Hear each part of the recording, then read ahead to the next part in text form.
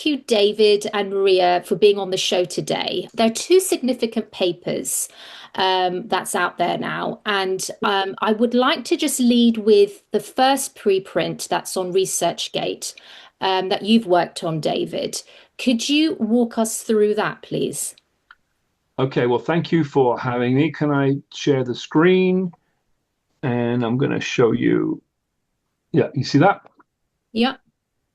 Okay. Do you want a little intro background? Are you going to do that, or Yes. am I going to do that? Yeah, I mean, it would be good if you do clarify truancy, the terms truancy, masking, and filtering in simple terms, what that Okay. means. Because this is a Okay. really profound paper you've written, David.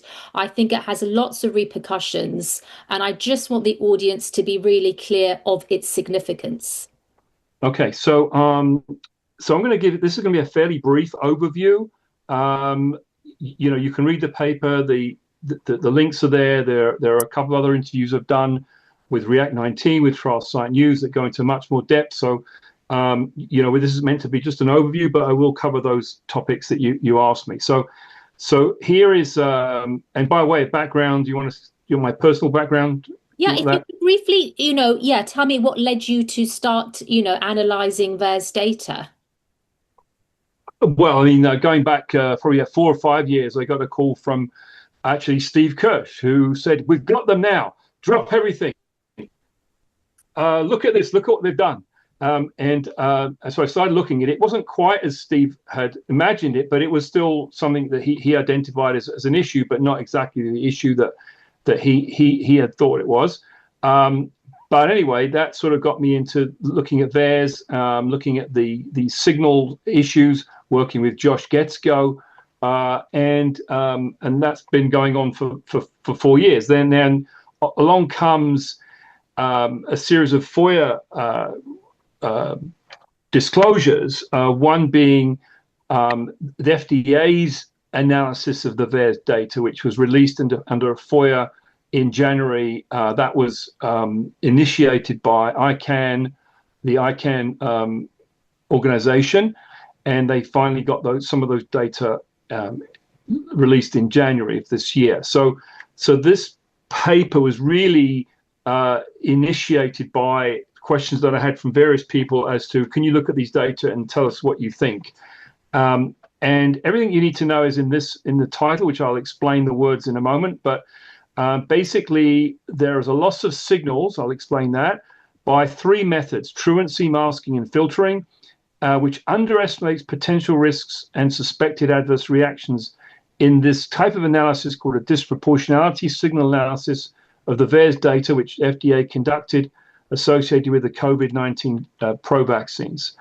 And I'm going to give you sort of 3 very short summaries further that you can use because there's a lot to digest in those words. So the very, very short half an elevator speech is that hundreds of COVID vaccine safety signals were lost in FDA's empirical Bayesian analysis. That's a very short version. A slightly longer version is hundreds of COVID vaccine safety signals were lost in FDA's analysis due to those 3 methods: truancy, masking, filtering.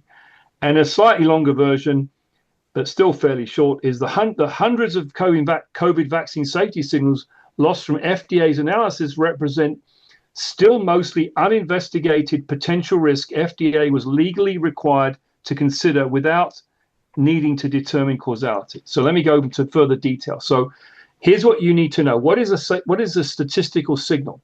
A statistical signal is declared when the number of reports into VAERS for adverse event Y, let's say myocarditis, occurring after drug X, let's say Pfizer's vaccine, meets certain statistical criteria. A signal means that we can reasonably suspect that drug X may have caused adverse event Y. But 3, further investigation is still needed to establish that drug X did cause adverse event Y. And lastly, these are all these statistical signals are safety signals, and these represent potential risk. That's a legal word that appears in the law and the regulations that FDA is required to consider for an emergency use authorization without needing to establish causality. Okay, so let me go into the main thing that you will see when you see this FOIA disclosure. You will see something that looks like this column in the middle. I've colored the entries. Each one, there's 124 lines on this particular column, which was the report the FDA sent out to other FDA and CDC people. This one happens to be from April 2022, and the pink colors are the Janssen signals, the yellow are Moderna, and the Pfizer are the green. I've expanded the bottom part to show you that each line represents a different adverse event for which a safety signal was detected. Okay, so every week they said, oh, here are the safety signals, here are the adverse events for which there are safety signals. And in this particular example, there's 124 signals altogether, Janssen 110, Moderna 6, Pfizer 8. And the first thing that will hit you bang between the eyes is that there's a hell of a lot of Janssen signals there and not many Pfizer and Moderna, which doesn't make a lot of sense. And what we found was this imbalance of Janssen and over Pfizer and Moderna persisted for the 18 months, more or less, of the data that was disclosed to us. That's about between a 9 and 22 times excess. Doesn't make any sense because we know that Pfizer and Moderna were used, 5 times more than Janssen. If FDA really believed these data, then Janssen should have been taken off a long time ago. So here are your 124 signals, and I've sort of colored them in red, yellow, green like I did on the previous one. And on that tiny little bar over there, there's 124 signals. So we asked, well, this is not plausible. How can we figure out what the plausible numbers are? And we did that through comparison with other data sets that are available. And I'm not going to go into the methodology of that, but when we do compare with those other data sets that are more plausible in the sort of relative proportions of the different signals, we estimate that there really should have been, in FDA's estimate, about 405 signals instead of 124, meaning 281 signals just went missing. We don't even know why. We can't even say why, but there are about 281 signals, adverse events for particular vaccines for which a signal was generated. Yeah. And we do that, as I said, by comparison with other data sets. So that's what truancy means. They just went missing. We don't even know why. Okay, is that clear? Yeah. Yeah. Okay. So here's our 2 bars now. But then it gets worse than that, because there's another phenomenon called masking. Okay, and I'll explain that in a moment. But masking, we estimate, because the FDA didn't adjust for masking, there probably should have been about another 365 signals. So masking means, in this case, that Pfizer events, so let's say Pfizer's myocarditis events, got added into the control events when you were looking at Moderna. So Pfizer's events got added into Moderna's control events, and Moderna's myocarditis events got added into Pfizer's control events. Right? And you're looking as if I'm completely crazy. How Sonia. Did that happen? Well, how exactly? How did that happen? How did that happen? This is a known phenomenon, and the particular software that FDA were using, which is called Empirica software, made by the Oracle company, has a feature that allows you to adjust for masking. Okay, and we know that FDA did not use that feature. Okay, they used the feature that doesn't adjust for masking. They should have used the feature that does adjust for masking. Right. Okay. How did that happen? I have no idea, but it happened. So there should have been about roughly 365 more signals if they would have adjusted for masking. Okay, it gets better. Okay, then they had something called filtering. Okay, and filtering means that the threshold, the bar which they had to jump over before a signal gets declared as a signal, was set higher than it should have been. Okay. And so that's what filtering means. So we estimate that there's another 117 signals that should have been there due to filtering. So when you add that all up, we get a total of 763 missing signals over and above the original 124 signals. And if you think that's bad, then you have another 580 borderline signals. Now, borderline signal means that it didn't actually cross the threshold, didn't actually meet the statistical criteria, but it was very close. And so what FDA is supposed to do, even in the ones that do signal, they're supposed to look at the ones that do signal and say, okay, maybe there's a confounding issue that it's really a false positive. So some of those signals really would actually turn out to be false positives. Okay, that's fair. But ones that were negatives, that were borderline, some of those could actually turn out to be false negatives. So we don't know what that proportion is, but it's some proportion of 580 in the gray bar over there. Okay, so you're with me so far, Sonia? Yeah. And I want you to give me an example of what a lost safety signal is as well. Just okay. So for example, myocarditis didn't show up for Moderna. Okay. I believe pulmonary embolism didn't show up. I'll run into a slide. Let me finish this and I'll run into let me just run into that slide real quick. I'll give you an example. Let's find it. Hang on. It's somewhere over here. Here we go. Okay, so the lines that have the peach color shading, appendicitis for Pfizer, Bell's palsy Pfizer, appendicitis Moderna, pulmonary embolism Pfizer and Moderna. So in this particular example, there are 8 signals that from another paper called Harpaz, and they identified that there were 8 different adverse events. Only one of which showed up in FDA's analysis. So that was the one in the green, which is the pulmonary. Just to stop you there. Just 0 means the Oracle data set. Oracle, yeah. Sorry. It means Oracle and not the FOIA. So and F is a FOIA data set. Yeah, I wasn't planning on showing this slide. Yeah, that's but fine. Yeah, okay. So the ones that are the green one over there means that the Janssen pulmonary embolism signal did show up in FDA's analysis, but all the ones that are in the peach color were in the Oracle, which is a paper by Harpaz. They were in that paper, but they didn't show up in FDA's analysis. Okay, so those are examples that to your question. Is that okay? Yeah. Okay, so going back quickly to the summary, going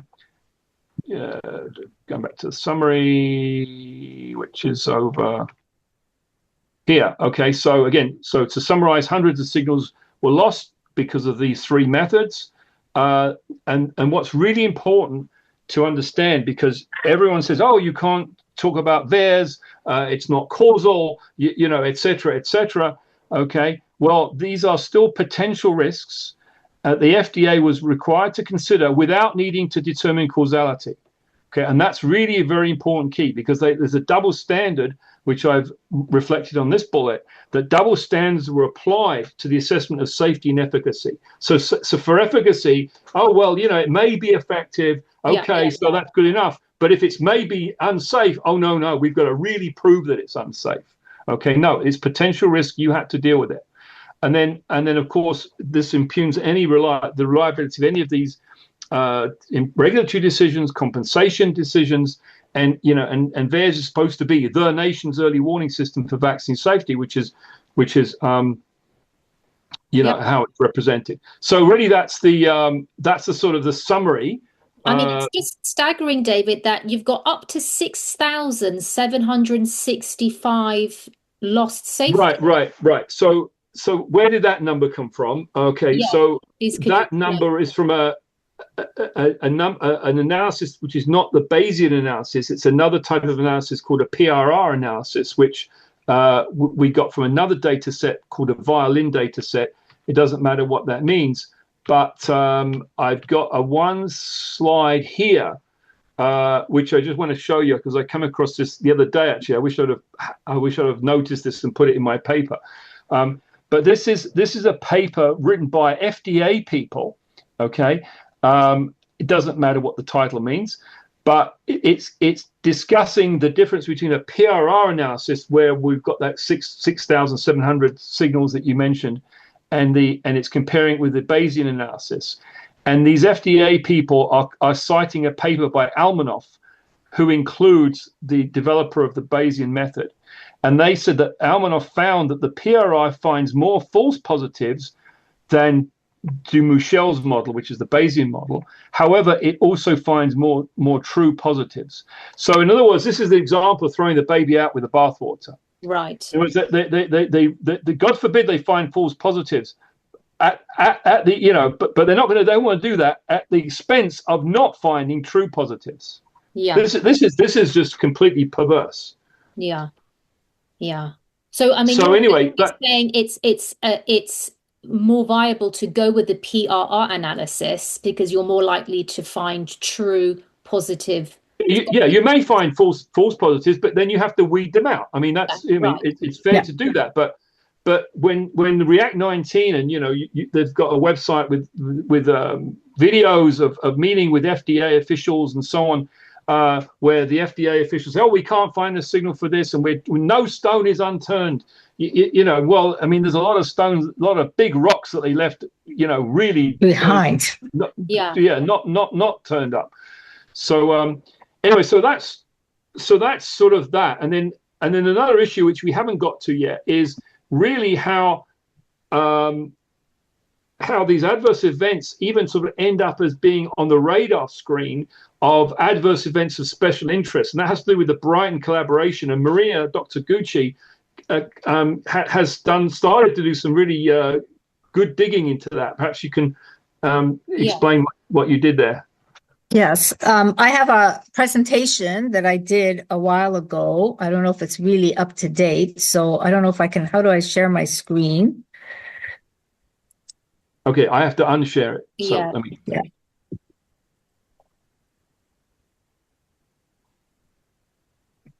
So the Brighton collaboration, as always with these things, it was done for a very good purpose. And the idea was here to set a global standard like the Cochrane collaboration. So everybody had the same definitions of what an adverse event following immunization is.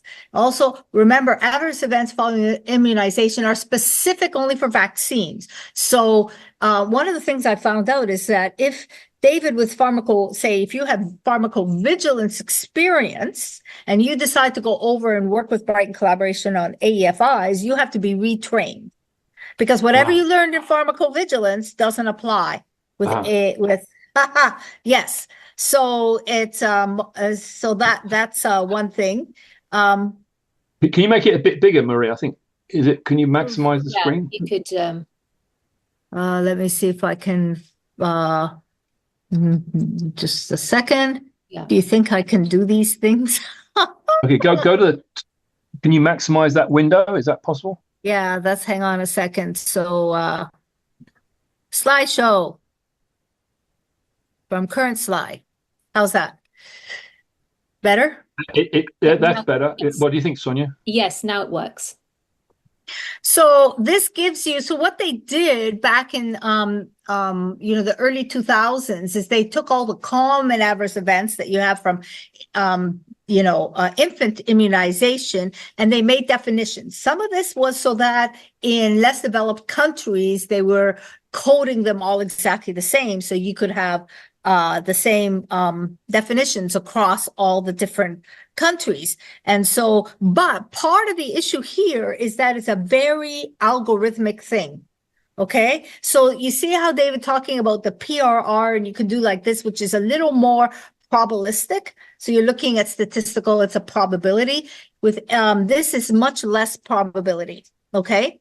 So this is the special events associated with the vaccine. So what they did is they put a list of it. You see, myocarditis was specific to COVID disease, acute pancreatitis, thyroiditis, immune thrombocytopenia, all these things that were secondary to COVID was also put in as special adverse events following immunization.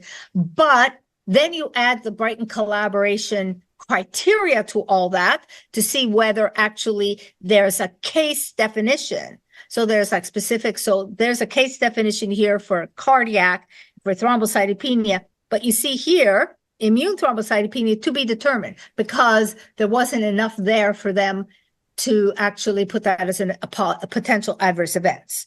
It comes from the WHO, the causality assessment. It was updated in 2019, okay? And it's a standardized procedure. Everybody has to learn how this goes.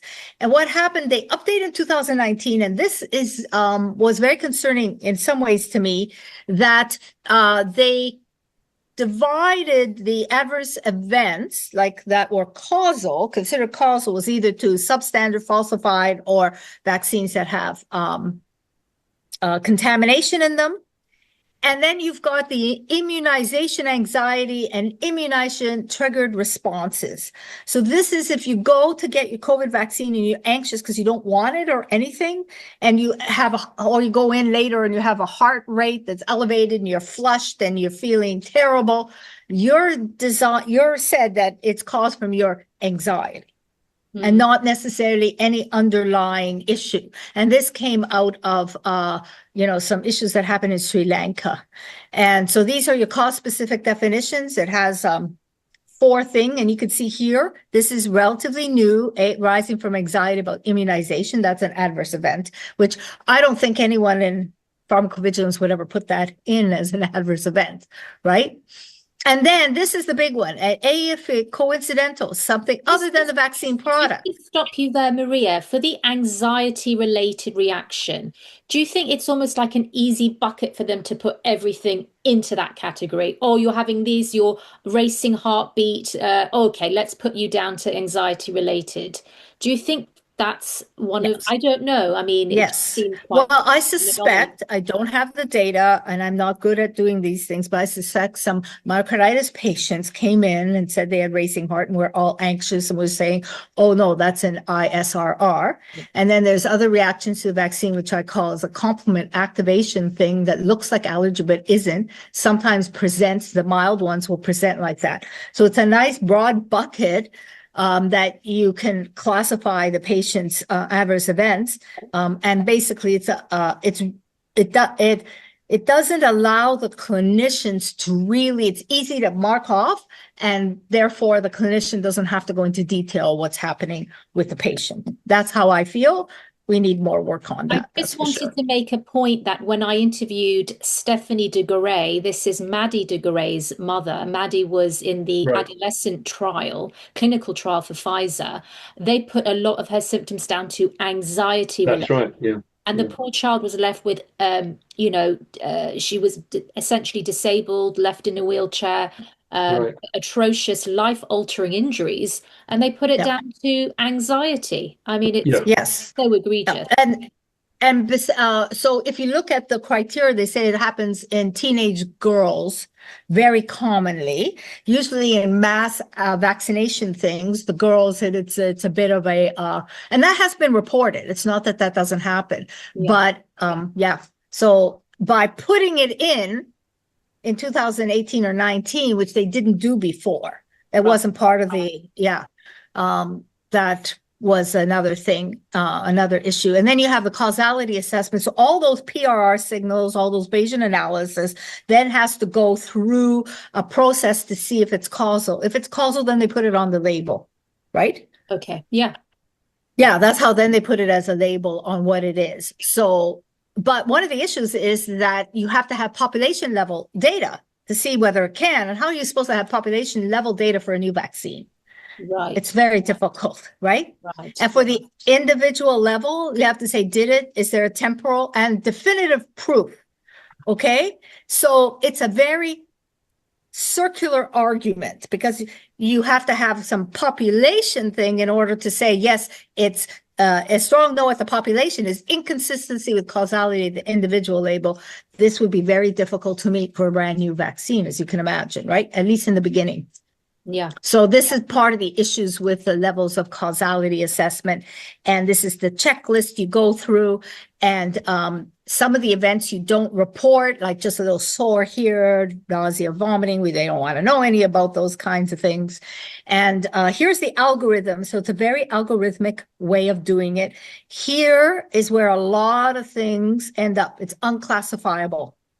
And in a regular drug assessment, that would be in either probable or improbable kind of classification. So it wouldn't be like we couldn't classify it. We just say it's improbable. So if you have a lot of improbables, then it goes up to probable. You see what I mean?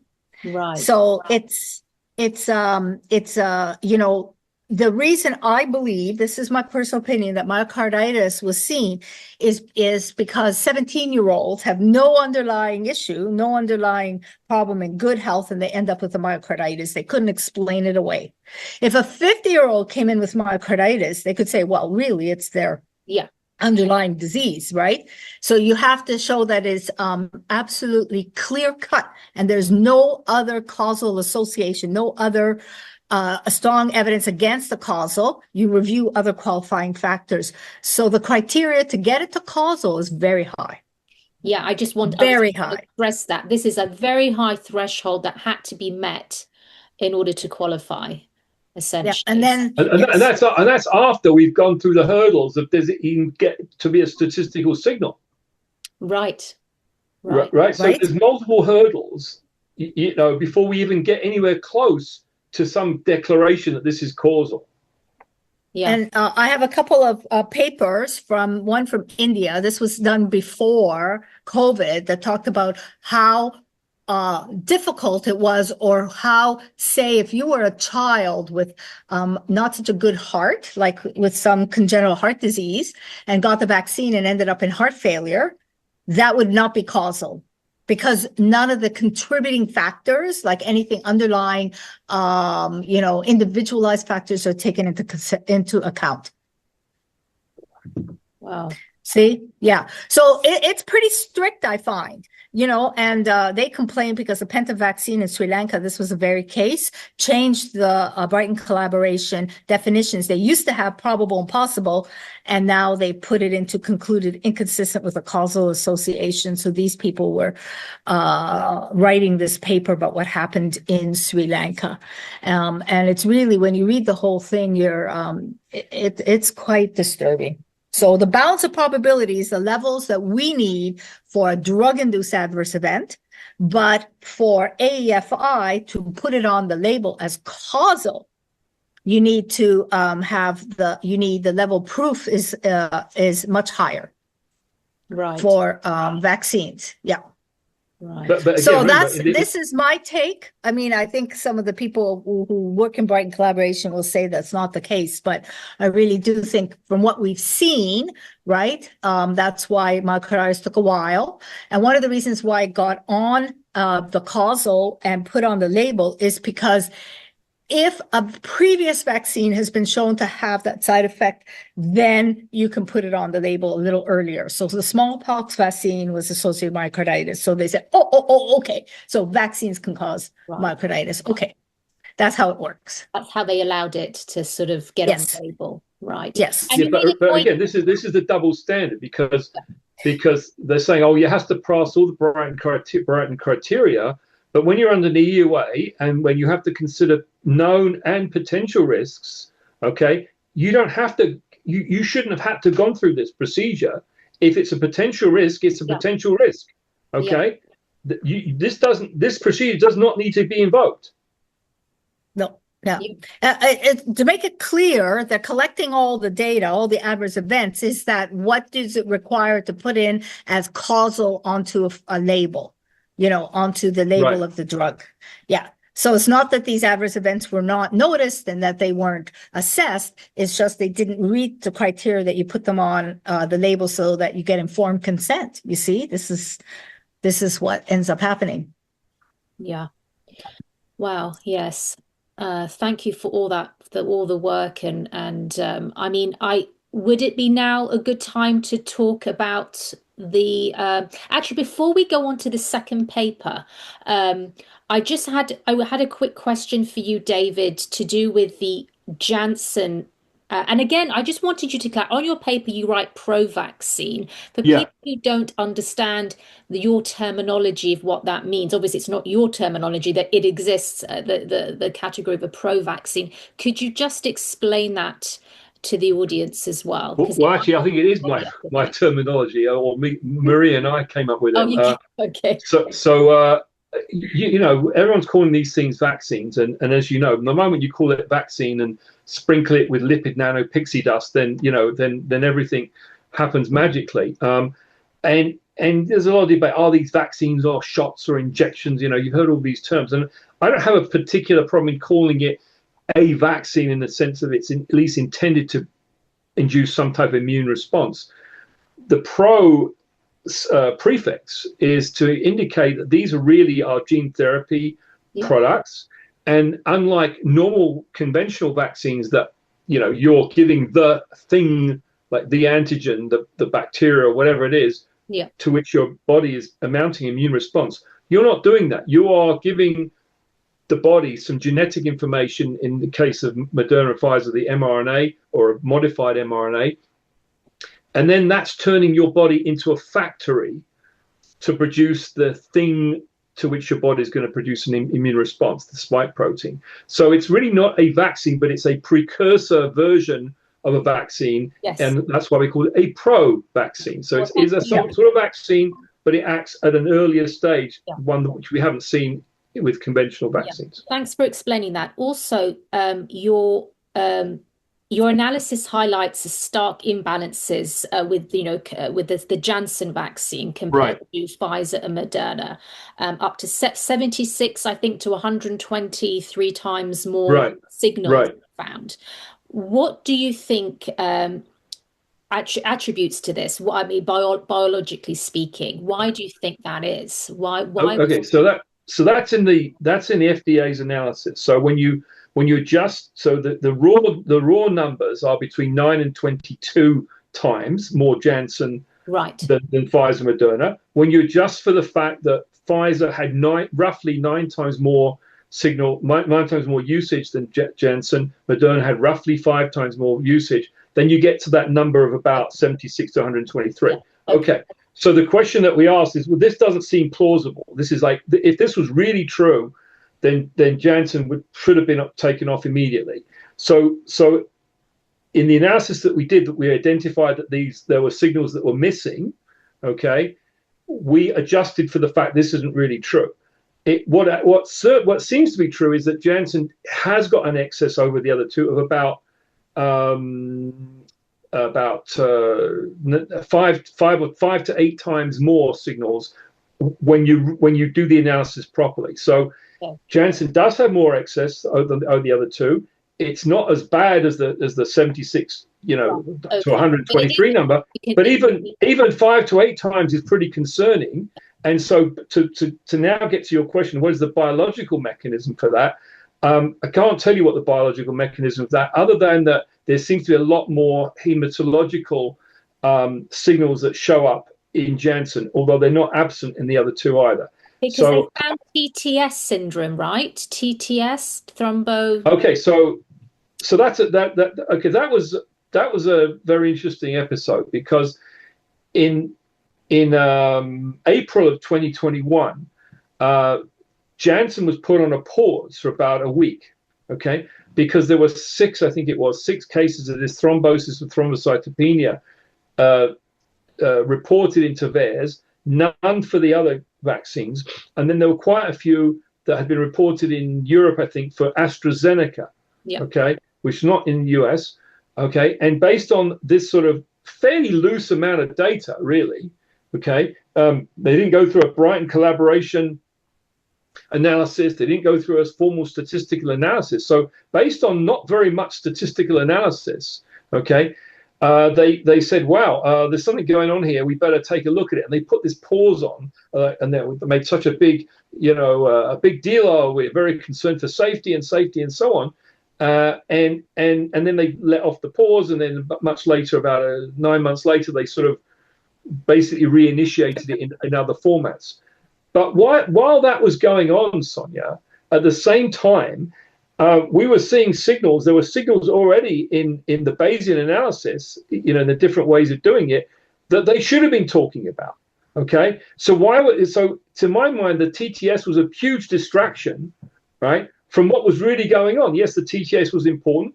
It's an important adverse event. It happens in a very small number of people.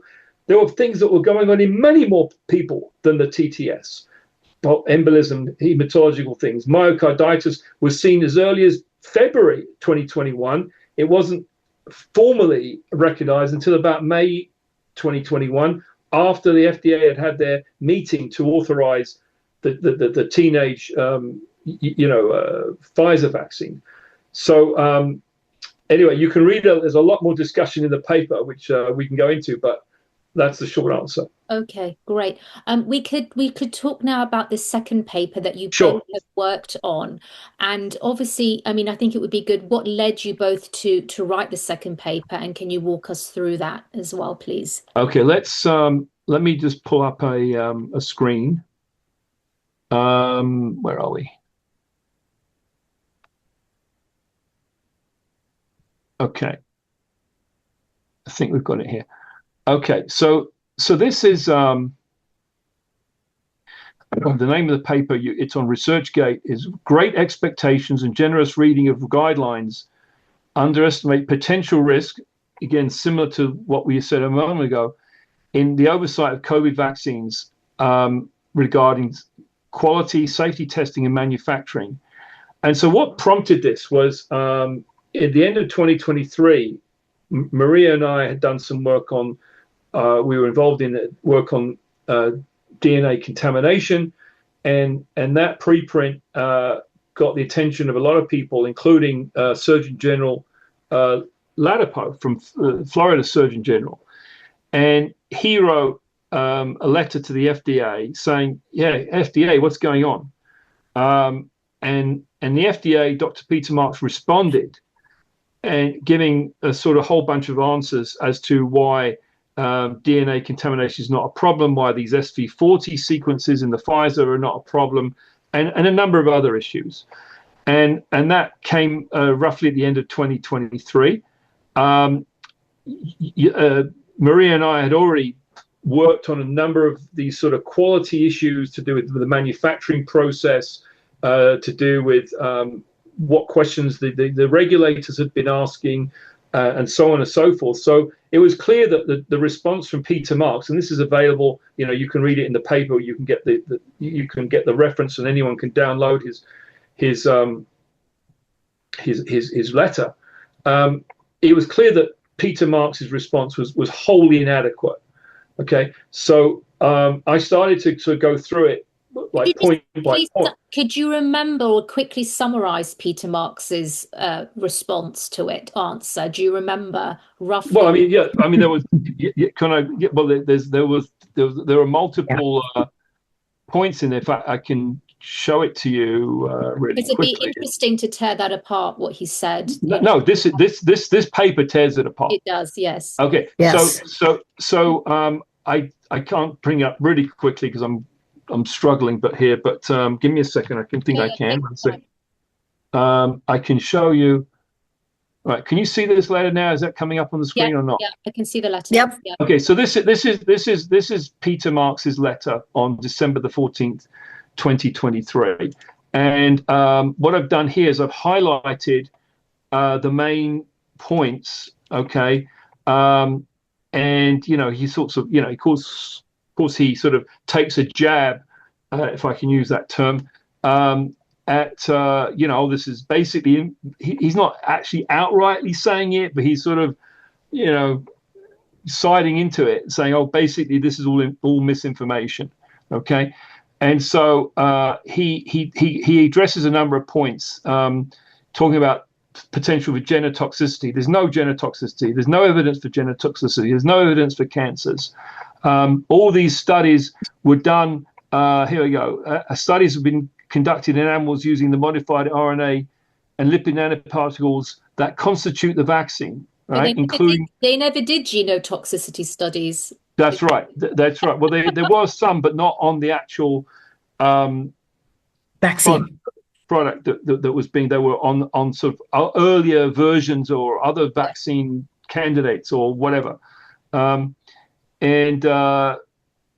Regarding whether FDA considers the lipid nanoparticle delivery system in setting the levels of DNA, and so the issue there is that for the DNA contamination, there is a guideline or series of guidelines that said, they're not cast in stone, but guidelines that say you shouldn't have more than 10 nanograms per dose of residual DNA from the manufacturing process, and those guidelines were written many years ago. At a time before we had lipid nanoparticles. Lipid nanoparticles, these little fat bubbles that sort of help the RNA and any DNA that's also in there within it get into the cells, and it helps them get into the cells hundreds or perhaps thousands of times more efficiently than naked DNA, which is the sort of DNA that you might have in a conventional vaccine from the way that those conventional vaccines are produced. And so those limits of 10 nanograms really should be 1,000 perhaps times lower than that. So they should be 10 picograms. Completely outdated guideline, essentially. The guidelines may be relevant for conventional vaccines, but they're not relevant for these types of vaccines. But nonetheless, Peter Marks said, "Oh yeah, we took that into account." Well, really? Then regarding concerns of possible integration, there's no evidence. It's impossible to happen. It's implausible, and I'll go into why. And here we go. This is misleading. This is misinformation and so on. Okay, so there we're talking about guidelines again, and okay, then we have these things, these SV40 sequences, which are regulatory sequences. They're not going to produce a protein of their own, right? And the claim was never made that the protein was going to be produced on their own. But FDA has saying, well, there's no SV40 proteins that show up. Well, it's a very disingenuous argument because that's not the point. The point is these are regulatory proteins, but regulatory sequences that regulate how other genes are expressed or control how genes perform in various ways. And let's see what else. And then, of course, we've got global access to millions, the data, surveillance data with billions of doses, and there's nothing to indicate harm in the genome, such as increased rates of cancers. Well, again, that's we can point back to the paper which we just discussed a moment ago. And while Peter Marks is saying that, there are signals even in CDC's analysis for cancers. Okay, so how he can actually say that, no idea. David, anyway, what would just to going back to your first paper to do with the let's say for example cancer, but what did you find was the biggest, most prevalent safety signal that was lost? That was it was so evident. It was so looking when you reanalyzed everything. It was so apparent, so significant.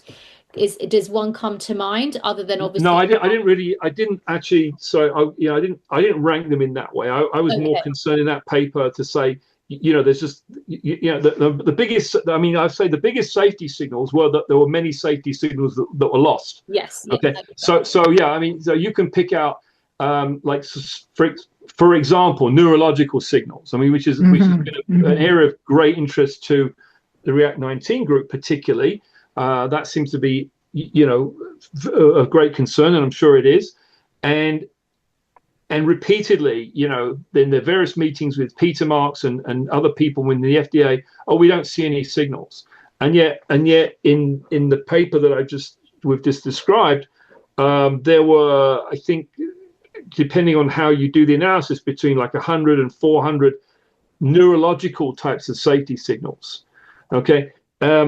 So I think that the impressive thing is it's just a sheer number, and I think Recep Levy, he and I spoke a couple of weeks ago, and he got the point, and obviously, and he said, look, the big sort of problem here is that if you've got one or two signals that are well, it could be, it couldn't be, it might be, it might not be. But when you've got hundreds and hundreds of signals that are all sort of showing up as being potential signals that you never saw before, that on its own should set off an alarm bell.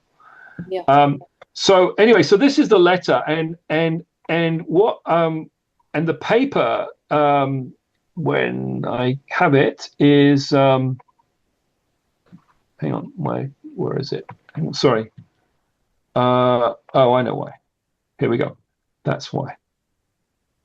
Right. So the paper of this questions for the FDA, someone called Margie Roswell, who is a very experienced web programmer, coder, computer programmer. What she did, she took my paper with Maria, and this is the paper on the right-hand side of the screen, and she's made this very nice website, 248 questions for FDA. The website is 248questions.com, and there's a part of the menu that says split screen. I mean, you can navigate the site in other ways, but this is I think a really nice feature. And this is the paper, and you can read the paper. You can just scroll down it and just read it in the normal way that you read it. And one of the nice things that she's done is that in a table of contents, they're all linked, hyperlinked, so you can click backwards and forwards. And the other very nice feature is that when there are citations, let's just find one.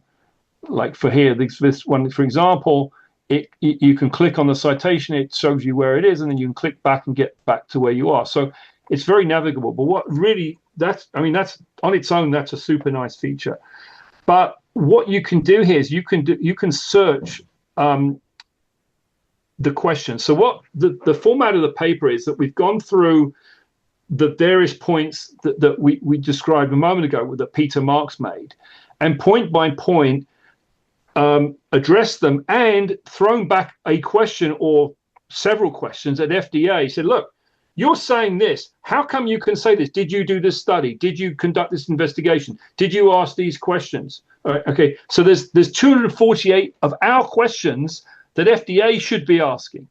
Okay, so you can navigate question by question, or you can search for them by keywords, or you can search them by category. So I don't know. Let's pick a category. I feel like this is a game show here.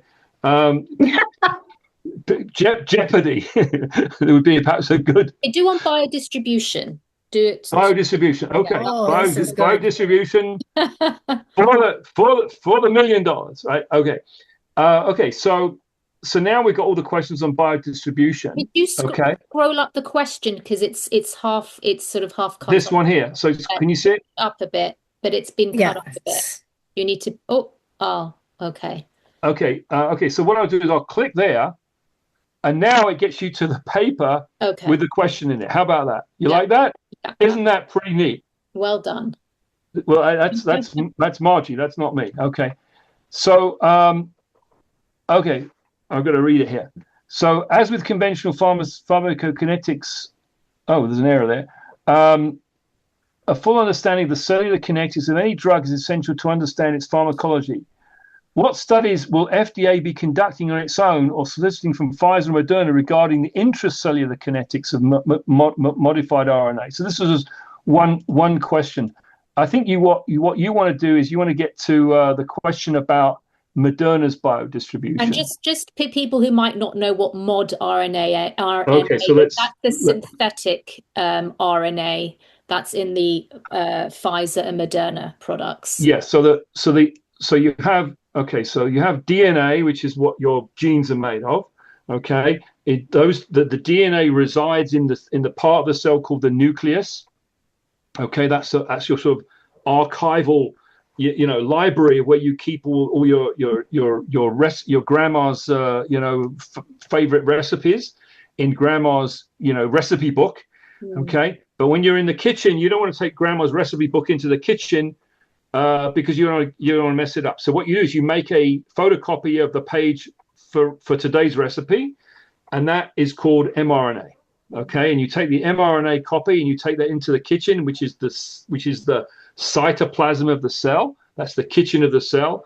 And you take the copied recipe, the copied recipe, the mRNA, and then you translate it into the recipe. You mix all the ingredients together and you come up with grandma's apple pie. Okay, so that's how DNA to RNA works. Now, modified RNA is modified in various ways to for the purpose of these pro-vaccines. They're modified in various ways to stop the body from recognizing that RNA as being not self. Yeah. Okay, so that's one of the main reasons. There's other reasons, but that's one of the main reasons. So so that's the answer to that. Okay, I'm going to find the question about well, that's so good. It took a long time to figure it out. Okay, so here we are. Okay, so one of the things that FDA, and this came up in the ACIP meeting, the Peter Marks said, okay, we did these biodistribution studies. Now, biodistribution means that we study where the drug goes. Okay, so it's not just enough that you put the drug into, you take it by mouth, injection, whatever it happens to be. You then have to know where does it go and how long does it go there for, and what does it, and then finally, what does it do when it gets there? So, you've heard, everyone's heard. Remind the audience what they said in the beginning, the regulatory bodies and Pfizer, Moderna, they always say it just stays in the arm. That just stays in the arm. Yeah. Okay. Exactly. So they said that, we give the injection, it just stays in the arm, and that's it. Okay. But that's not the case. And this was discussed at the ACIP CDC's Advisory Committee of Immunization Practices week, 2 weeks ago, roughly. Okay, and Robert Malone was asking questions about Pfizer's study, and there were other questions.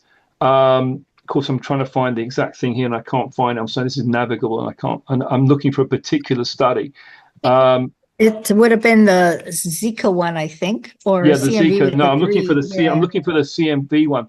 Okay, so in general, what I want to point out is that whether it was genotoxicity, whether it was biodistribution, whether it was other types of studies, cancer studies, in general, when you read the regulatory documents for Pfizer or Moderna, there will be a section. There's a standard format for these documents. So there's a heading called genotoxicity studies, and then you're supposed to put in your genotoxicity studies. But under those headings, for example, Pfizer would have said something like, well, under the WHO guidelines of 2005, genotoxicity studies are not generally required for the vaccines, okay? Or biodistribution studies are not generally required, okay?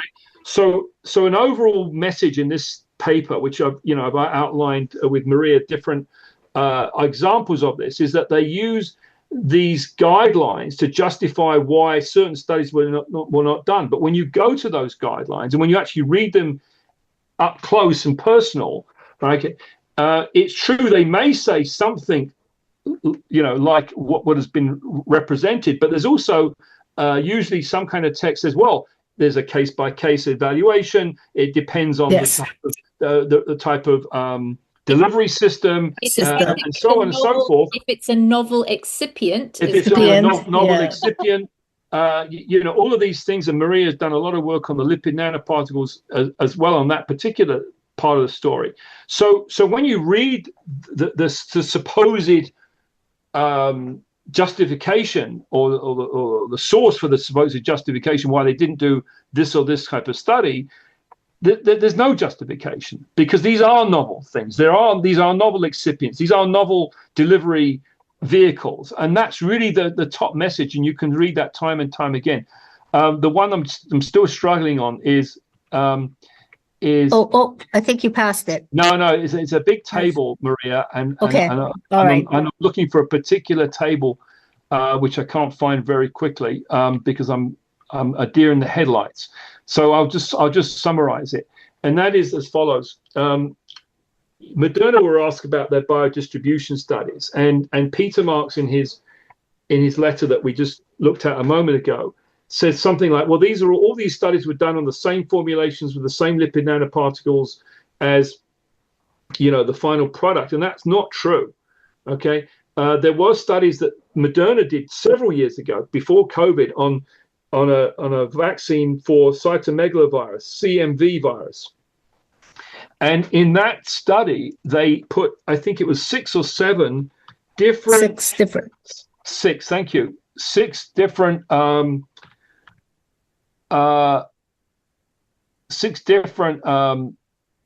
it's over here. So 6 different. Yeah, there we are. Here it are. This is the one. Okay, here we go.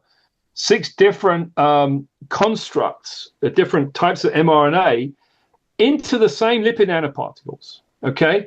And FDA's claim is saying once you use it, once you're in lipid nanoparticles, it doesn't matter. Everything's all gonna distribute the same way. So we don't have to repeat all these studies every time because now we've got a platform technology. Okay, so you don't have to repeat everything every time. So, but when you go into Moderna's study here, and here you've got different on the left column here, different organs where they're looking at the levels of the I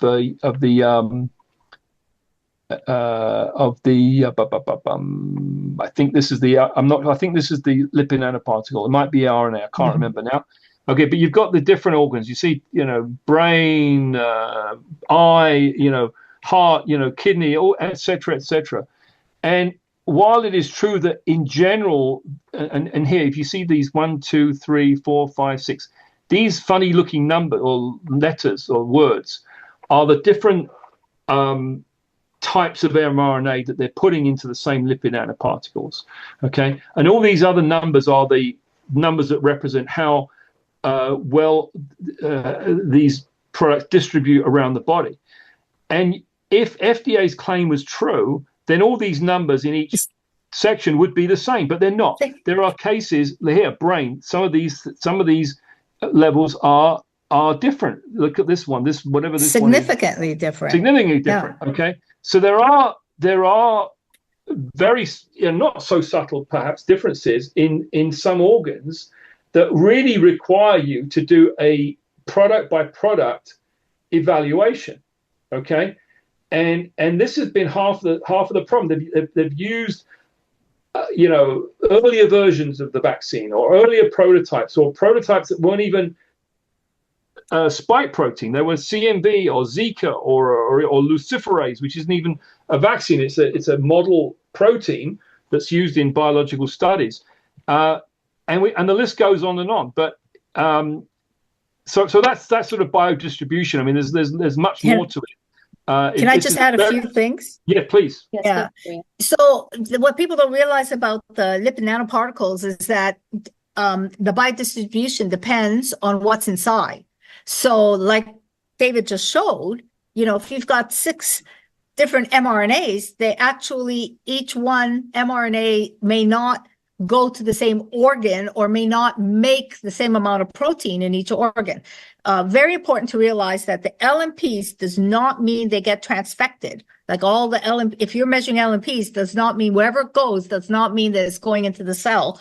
And whatever goes into the cell does not mean that you're making spike protein or the protein. There's no correlation between the where the LNP goes, what cells get transfected, and what cells actually make the protein. Right. Right? So that you can't tell unless you measure all 3 at the same time. You have to measure all 3 because it's this complex thing. So that's number 1. And number 2, when they use luciferase, and they looked at how long the luciferase lasts, well, luciferase is a very short-acting protein. It gets broken down really rapidly, whereas the mRNA vaccine protein, the spike protein, doesn't, as we know. So you say you have that one thing for 9 days or whatever, that tells you nothing because that's only luciferase. It doesn't mean that mRNA from spike protein would last the same amount of time. So most of those biodistribution studies are only an idea, but they really do not tell you what's happening in the human person. Right. Right. And now, of course, there are studies that are coming out now where either the spike protein or the mRNA has been found, weeks, months, I think 703 days. I forget what they were measuring, but I saw recently 703 days. I mean, not it stays in the arm and goes away after a few days. I mean, we're in a very different world from there. Yeah. And that's not been addressed. I mean, these are just fundamental lies that were told. Just reading the question, I mean, like, for example, what in vivo studies did Pfizer or Moderna provide to describe the distribution and kinetics of spike protein production after dosing with COVID mod RNA vaccines? I mean, these are questions that the FDA should have asked Pfizer and Moderna. Yeah, exactly. And you're both independent scientists, independent researchers doing the work, doing the job that the FDA should have done years ago. I mean, it's just really outrageous. And the way that we've asked these questions, these are the sorts of questions. If we were, I mean, Maria and I happen to both be pharmacists, and among many other things, but these, if I was in a drug company, which I have been, a medical company, and I'm submitting an application for approval to an FDA for a new drug or medical product, I mean, these are the sorts of questions that I would expect to get from FDA. Okay. Yeah. And so the way these questions are written, they're written in a sort of regulatory style, right? And so FDA should know what these questions look like, because they write these sorts of questions all the time. And yet they're not asking their own questions that as you said, that they would that they should be asking. On the point of biodistribution, I don't have it here, but there's a reference to it. But one sort of meeting that stands out in my mind, I think I've got a tweet on it somewhere. About 3 years ago, someone at one of the FDA meetings, the VRBPAC, the Vaccine Advisory meeting, asked Pfizer exactly, well, when you give so many micrograms of mRNA, how much spike protein does that produce, and how long does it get produced for? Remember, I interviewed you on this, David, about a few years ago. Okay, so we and we did find the reference documentary on that. Yeah. So just to remind you, then, I'm sure you remember it, is that the Pfizer person, Dr. Gruber, stood up and said, well, that's a very interesting question. It's a very important question, but it's academic, because we know that the product works, and and it's an important question, but it's academic. Okay. And then he said, we're going to bring up Dr. Janssen, who is the head of the vaccine R&D or whatever. And she gives a very, very cursory answer. She said, well, if you're asking, does it produce lots of spike protein? It does. And have a nice day. And lots of it. And she just walked off the stage. This is the same person that was interviewed in Nature about a year later or so, and was quoted as saying, "We built the plane. We flew the plane while we were still building it." Yeah. Something along those lines. Yeah. I mean, if you don't know where the product is going, how it's getting there, you shouldn't be giving it. Don't forget Dr. Eric Rubin saying, we won't know if the vaccine is safe unless we roll it out. Okay, but that's normal. Hold on to that one, because he was actually he was at you've got to understand why he said what he said was offensive. Okay, it seems like it's offensive because, well, we don't care about anyone. We're just going to roll it out, and then we'll do the real experiment. That seems why it was offensive. No, that's not why it was offensive. Okay, so let me make it absolutely clear. In any drug that gets produced under the best circumstances, with the best clinical trials, with the most honest scientists, you really, you have some idea of how safe the drug is. Okay. But you really don't know how safe it is until it really gets rolled out into mass usage. So that's true of any drug. So he was sort of right in that respect. Okay. The reason why it was offensive was because the very next day, I think, or the same day, the next day, in the New England Journal of Medicine, remember, he is what? The editor of the New England Journal of Medicine. New England. The Yeah. very next day, there was a paper on, I think it was myocarditis in, I forget which, children, adolescents or something, but it addressed the exact question that was being asked, right? And so for him to say, we won't know, right, is unbelievable, because in his journal, the next day was a paper that he should have known about, that he had a conflict of interest about, that he should have been disclosing. He said, we know something more about this than everyone else does, because we're going to publish a paper tomorrow. Why he couldn't publish the paper yesterday? That's why that was offensive. Right. Wow. Yeah. Yeah. And then they lowered the age group to the younger, Right, 5 to right, 11-year-olds. This was right. October 2021, I think. Yes. Yeah. Yeah. Have you had any response from the current, from Dr. Marty Makary, the current head of the FDA, with either of these papers? Any No, response from the FDA or the CDC?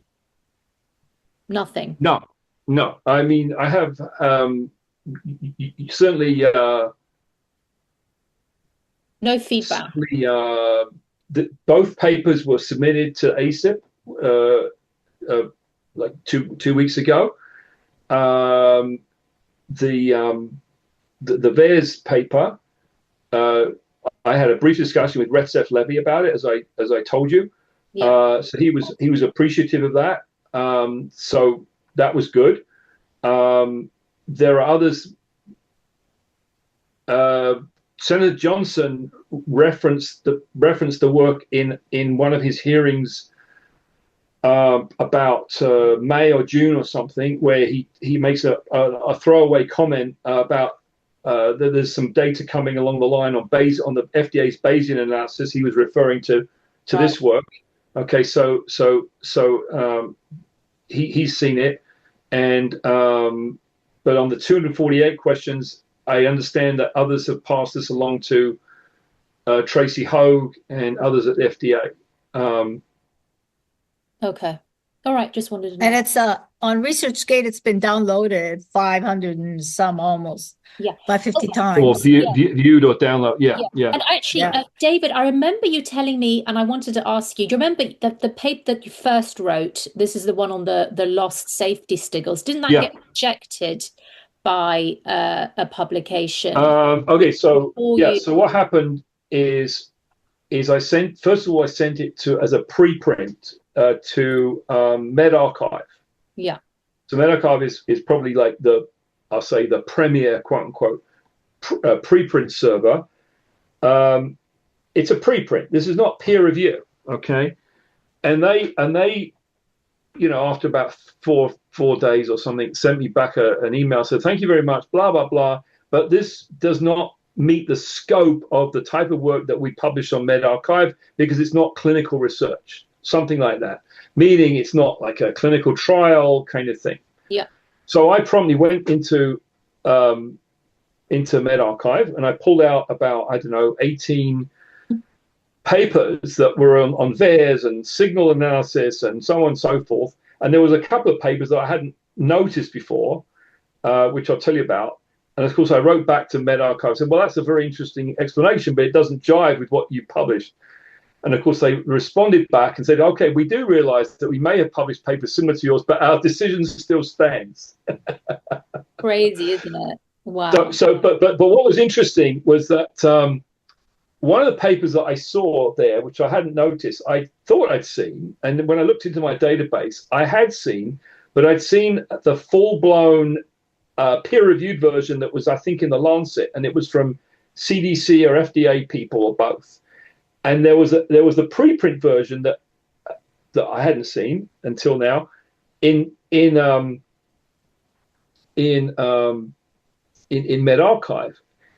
And there was some edits that have been taken out, or edits that made from the preprint version to the other version. They would talk to, I know what they talked about. They talked about the empirical Bayesian analysis in the preprint version, but they didn't talk about the Bayesian analysis at all in the publication version. So in other words, they knew there was something problematic about the Bayesian analysis they didn't want to talk about. So they removed that from their preprint version when it got into the final version. So that was one rejection of a kind. The other rejection was I sent it to a journal, which I didn't send it as a formal submission, but you can sometimes send an email to the editor as a pre-submission inquiry. Yeah. And this particular well-known journal had been corresponding with me for about 6 months because I don't know if you're aware of this, but oftentimes, once your name gets out there, you get emails from journals all the time saying, would you like to submit to our journal on blah, blah, blah. And I got this email from a well-known vaccine-related journal. And I said, yeah, I'm working on a paper and I'm not sure when it'll be ready. And we had a very nice chit chat. And every month I would get an email, how you doing? How's it going? When you're going to submit the paper. And it was a nice chit chat. So finally, when I made the paper, I said, okay, here's the paper. I realized it might be a bit controversial. So I'm going to give it to you as a pre-submission inquiry. I'm not going to formally submit it. And so I got a response back, very quickly, the next day, friendly response saying, yes, we don't think this is really for us. VAERS is very unreliable, and it's spontaneous reports, and all the usual things that you've heard. So yeah, so I haven't sent it to anyone. Share the name of that publication, or what's that? Can you share the name of that publication? I think it was either vaccine or vaccines. I always get the two confused. I think it was vaccines. Do you want to stop sharing the screen, David, unless there's something else to share? No, well, if you got particular questions, I can go through. But basically, we covered, just to give you the without going into the details, because there's just so much here. Yeah. Genotoxicity, and the one thing that jumps out on the genotoxicity was that Moderna actually had done some genotoxicity studies on related compounds, and they found two studies where there were some questions there could have been genotoxicity. And when FDA wrote that up into their summary, they only reported one of those. Moderna reported them to FDA, so Moderna did the right thing. Did you just clarify that point again? There were two issues of genotoxicity done by Moderna. There were two studies where there were potential genotoxicity for the lipid nanoparticle platform. Correct. It was a relate. I can't remember what it wasn't the spike protein. It was another. I don't remember which. Must have been from the. I don't remember which version it was, but whatever it was one of the studies that the FDA had been quoting to sort of bolster up their claim. Oh yes, all this has been studied extensively in various combinations and blah blah blah. And they quoted one study, okay, which had equivocal genotoxicity results. Okay, but there was another study which had also equivocal but maybe potentially positive genotoxicity results, which FDA didn't put into their summary. Moderna did report it to FDA, but FDA then, when they summarized it, ignored it. Okay, so there's lots of these sort of little, there's just a trail of this sort of stuff. Individually, okay, a mistake gets made, a study gets overlooked, individually. But there's just a massive number of these sorts of things, whether we're talking about a snafu in VAERS, whether we're talking about formulation issues. I mean, we are overwhelmed by these overlooked issues on a variety of areas. Okay, and that's what we're seeing. Okay, so in total, our impression, I think, is that there's just such a massive number of irregularities. Any one on their own might be sort of excusable, but when you combine them all together, it gives you a picture of such unreliability, such regulatory non-action, right? That's why we're concerned. Blindness, I call it. Pardon? Willful blindness. Okay, whatever you want to call it. I mean, yeah, whatever you want to call it, but it's just massive. And then the work that Maria and I particularly sort of started that she initiated was looking at the EMA documents, and some of which we quote here. Yeah. But in the European Medical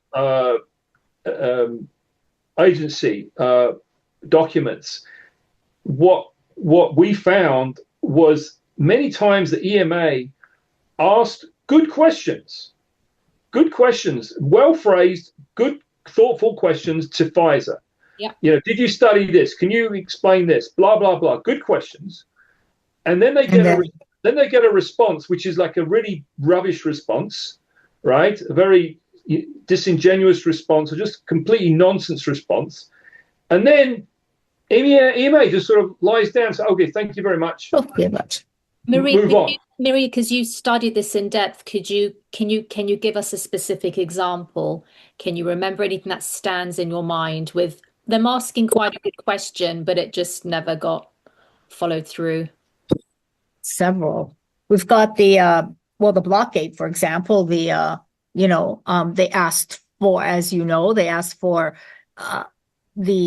protein that was produced by the mRNA was on a Western blot and wasn't specific enough because it was actually done on process 1. So they actually wanted more batches done on the process 2 ones as well. And then, and then cell-free in order to see what other proteins were made other than the spike protein, just in case, because EMA was quite concerned with the fragmented, truncated mRNA, whereas the FDA and Health Canada were not.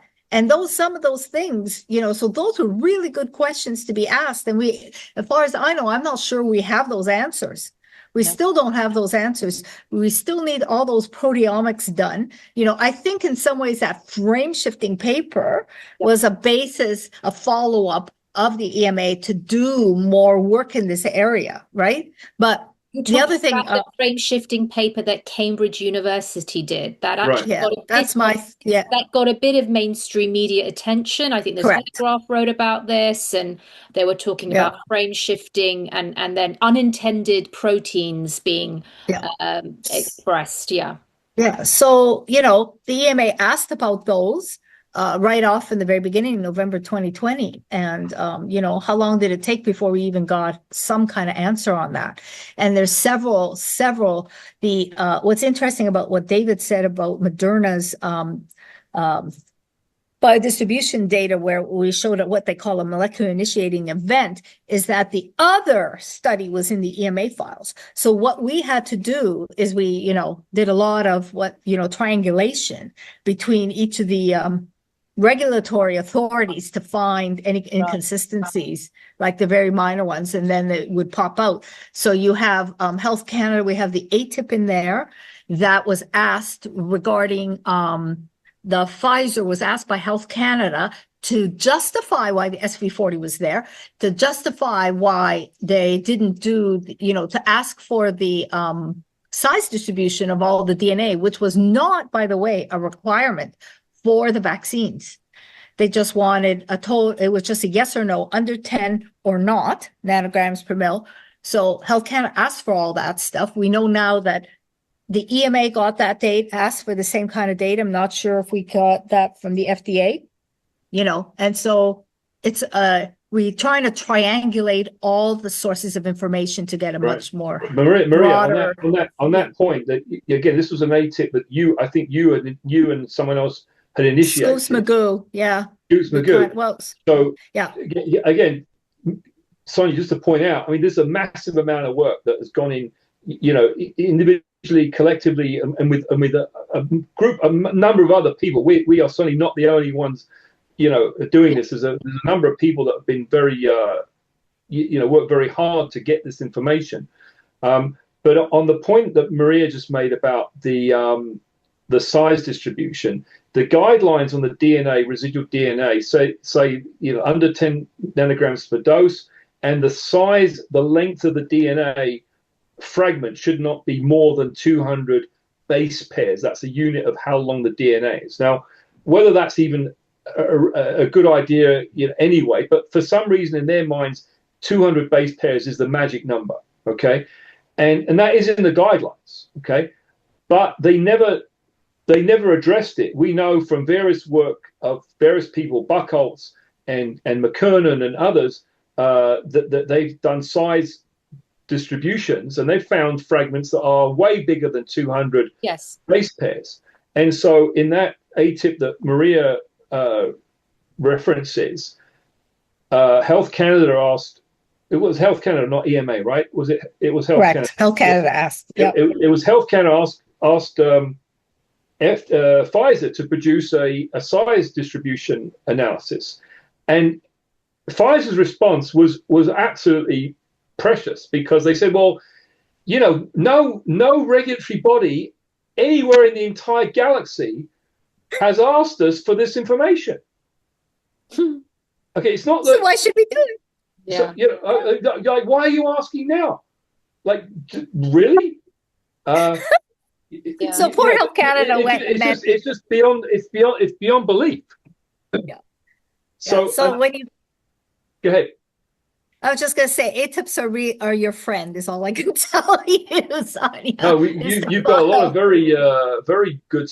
And then the other thing I think that one of the other things that jump out from one of the ATIPs that Maria got was. For people who don't know what ATIP is, can you just explain? Yeah, Maria, So it's the Access to Information Program, which is similar to a FOIA. In Canada, it's very easy. Yeah, it's very easy to file an ATIP. You pay $5, that's it. And then you get your ATIP. Right now, there's a big controversy going on because the number of ATIPs filed by Canadians is very huge, and the government has been saying no to a lot of them. The Information Commissioner has put orders to release them all. So there's a big fight internal in Canada regarding ATIPs. But yes, so they are your friend. So it's like FOIAs, but Canada's easy to get a FOIA. It's just that it's easy. You can file it. And, but the problem is that we tend to have more redactions than perhaps the FDA does. Right. No, the FDA gives us redactions. The whole document is off limit. It's black. Yes. Yeah. But the other thing I want to point out, I mean, I'm just looking through the abstract for this paper. The sort of overall messages that I want to get across is that, first of all, you know, the answers that we've got from Marks and other regulators have just been wholly inadequate. Yeah. One of the things I want to highlight, for example, on the DNA issue, is that he said, well, it's impossible for the DNA to get into the nucleus, which is the middle part of the cell, and he quotes a textbook, okay, called Cooper, and he says, you know, the nucleus has a membrane around it that protects it, and things can't get through the nucleus. So he says it's impossible for things to get into the nucleus, and he quotes this book by Cooper. If you go to the next chapter or two in Cooper, in the same textbook that the FDA is quoting, right, you will see that it describes the process of cell division, which is called mitosis, and the membrane around the nucleus dissolves during cell division, during mitosis. So during that time, there's no membrane, and so any DNA that's in the cell can get access to the genetic information that was in the nucleus. So this is an example of complete.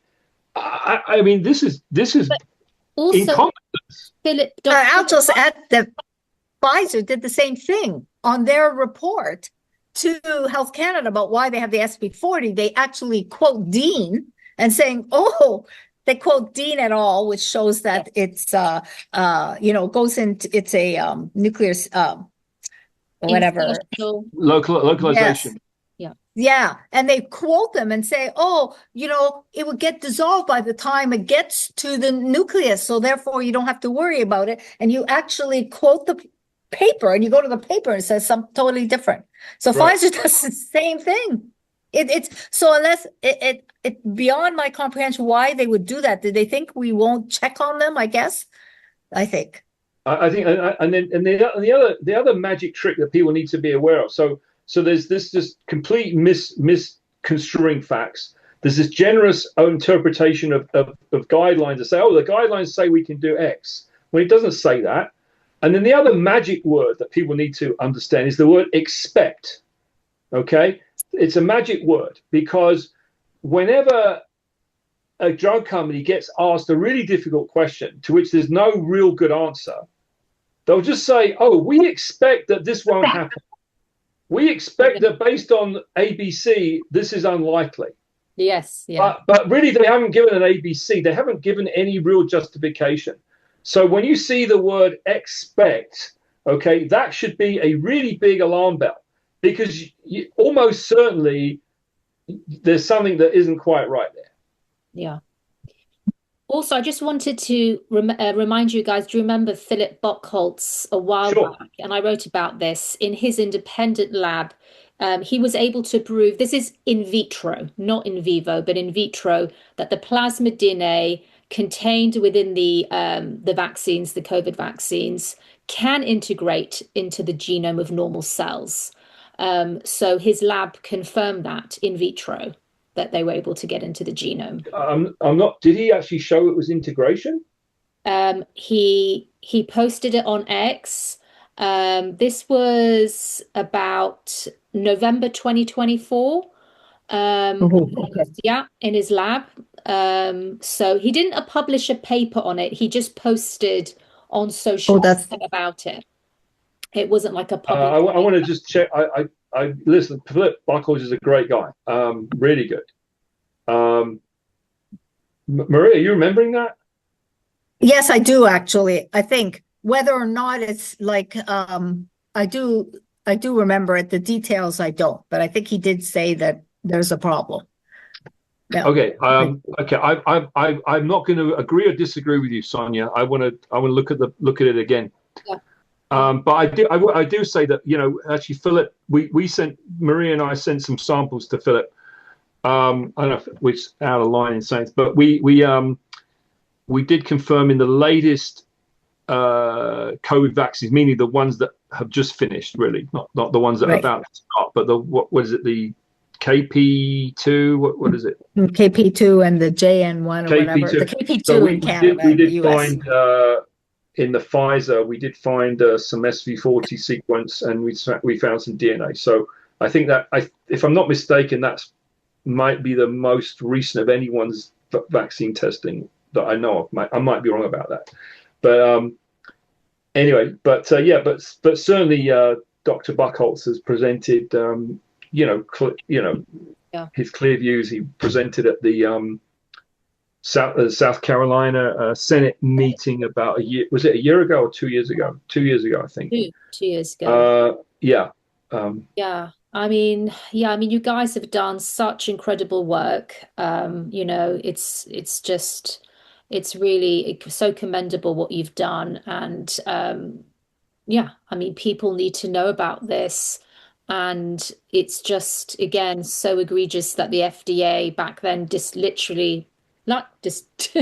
essentially, did not do their job. I was willfully blind, but just sort of it's just really shocking. And but I mean, the other thing I wanted to say is that not a lot of this has improved that much. No, right? You would think. Yeah. You would think, right? Okay, fine, it's a pandemic, quote unquote, but you would think that then things would get better. And one thing I want to make clear to your viewers is that and this is often set aside, but it's absolutely critical, is how you measure the quality of the mRNA and the lipid nanoparticles. We're just finding out now that when you put them into the lipid nanoparticles, the mRNA can shear. They can shear under the stress, and it doesn't show up on any of your testing. So they have to make new tests. So every time they go and find something new and they have a new test, they find another problem. Yeah. And this is, one of the big things with new biologics and a new platform, it takes 5 years before you find the right analytical methods to test, to figure out if you're really measuring what you're supposed to measure. And we're not even there with these things. Both of you, this is a question to both of you. What would you hope to come out of all of this, all of your research and your findings?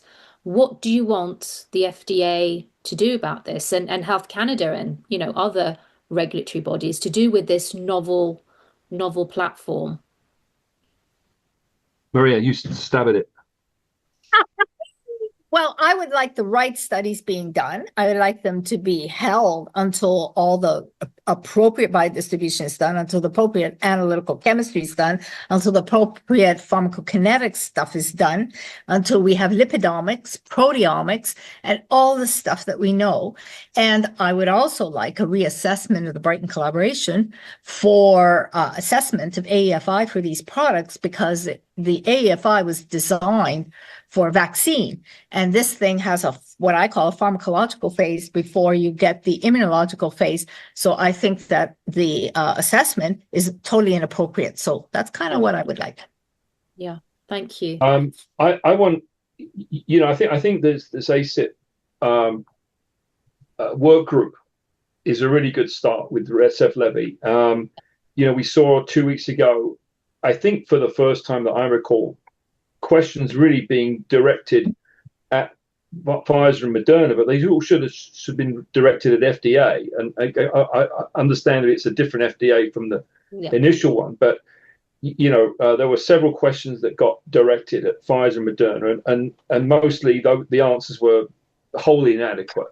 Okay, but the format of the meeting, you need a whole meeting just to cover that and go in much more detail, and being ready to ask in these sorts of questions that we've got here, line by line, each question, and not just in a sort of an ad hoc part of a discussion in an unstructured way. So while it was a good start, I think we got a long way to go. And I don't think that, I think that the forum actually should be in an FDA meeting, not a CDC meeting. Okay, these are the sorts of things that if you've ever been to